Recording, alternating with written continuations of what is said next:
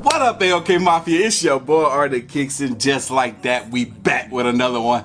Alright, y'all, so I just got back home from the gym. Mind you, I didn't want to go to the gym. I just haven't been feeling that motivated to get up and go to the gym. But, you know, I got this little saying. I can't remember what wise person once said, but it's always in the back of my head. If you rely on motivation to be the driving point to get you to do anything, then you will never succeed. So that means you got to get up, get out the door, and do stuff that you know you need to be doing, even when you don't feel motivated to do so. So I did it, and I'm glad I did it because I feel so much better.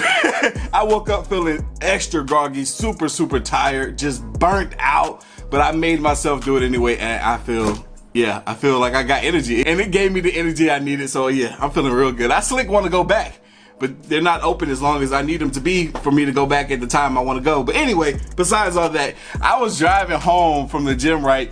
And I got to thinking about back when I used to live with my aunts. Now I got to give you the premise of the story so that I can tell you about this Karen situation that I was involved in when I was living with my aunts. So a few years ago, this is about 4 years ago, I was living with my aunts right after my mom passed away. I didn't really have anywhere to go. My plan was to just live in my car until I got on my feet. I had just started a new job at that time. It was a minimum wage job, not paying much of anything, which now I think about it, if I would have just stayed at that job, I would have never had or made enough money to be on my own. So kids, any kids out here, young people out here watching this that is getting into the workforce, do not strive to only work minimum wage. You are better than that. Depending on where you are in the world, working minimum wage is not enough. It won't cut it. So strive for better. You're worth more than that. But anyway, so I was living with my aunts, right? And they lived in like this townhome type of apartment where the upstairs, downstairs level. And there was a lady across the street that used to always watch me. It was this white lady. She looked almost like an alcoholic or a druggie or something like that. But she would just watch me from time to time when I was like going in and out of the house. And I never really paid it much attention. I mean, it wasn't the best neighborhood, you know what I'm saying? It was a bunch of different strange characters that lived over there. So I didn't really pay a whole lot of attention. I remember getting home and it being so late. I don't remember what time it was. I remember it being dark outside. This is the way the apartments were set up. You got your apartments right here, you got your apartments right here,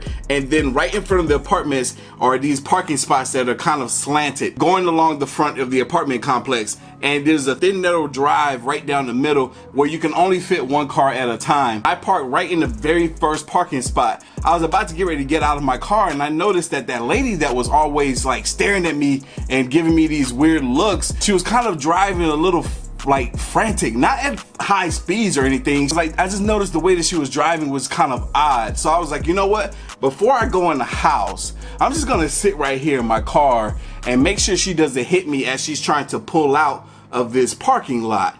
So I'm just gonna sit right here. So I sat there and she was taking her dear time. Next thing I know, boom. I was like, oh, hell no. This woman just hit my car and I knew she was gonna do it. Y'all, I was so irritated because I knew she was gonna hit my car based upon the way she was driving. Mind you, when I pulled into that parking spot, I pulled all the way up. I tried to secure myself in that spot so that I know that my tail end wasn't sticking out. It's already a super narrow driveway, a super narrow parking lot. And I was like, you know what? Something does happen. It is clear as day that it's not my fault because I was parked. So I'm over here like, this woman just hit a parked car. Let me get out. I was so irritated. As soon as I got out the car, I started yelling at her. I was like, yo, what the is wrong with you? You just hit my car. Yo, she tried to blame me. I was like, I was stuck. I literally was in disbelief that this woman that hit my car, a parked vehicle, tried to blame me for the incident. I was like, are you crazy? What is wrong with you? How could you possibly say it was my fault that you hit my car? She was like, you're not supposed to be parked there. I'm like, what do you mean? It's a parking spot. She was like, you don't live here. I was like, woman, you know damn well I live right here. She's like, no, you don't live here. You're just a temporary visitor. I was like, what do you mean a temporary visitor? I've been living right here for months now. And she was like, you shouldn't have parked there because you don't live here and you're not supposed to park there. I'm like, woman, you're out of your mind. I was like, are you drunk? Y'all, I could tell clear as day that this woman was under the influence. I could smell the alcohol on her breath. You could tell by the glaze in her eyes that she had been drinking, and the way that she was walking, talking, and carrying herself, that this woman had clearly been drinking. Y'all, I was like, oh, okay. Don't you move. Don't go anywhere. I'm about to call the police right now. She was like, yeah, call the police. I'm going to tell them how you're not supposed to be parking there and you don't live here. I was like, oh, yeah, okay. Just wait till the cops get here. So I called the police. They finally arrived, and I'm explaining this situation to the officer. I'm like, look, officer, here's what happened. So I just got home. I live right here. My aunts live here. I'm living with them for a while. I've been living here for months now. I parked my car right here. As you can tell by the way the parking lot is, it's a very tight squeeze. You can only get one car in at a time. And he was like, yeah, it is a really tight squeeze. Yes. I was like, exactly. So I saw her pulling out, and based on how she was driving, I felt that, it'd be better for me to stay in my car just in case she hit my car, because I felt that she would end up hitting my car because of how she was driving.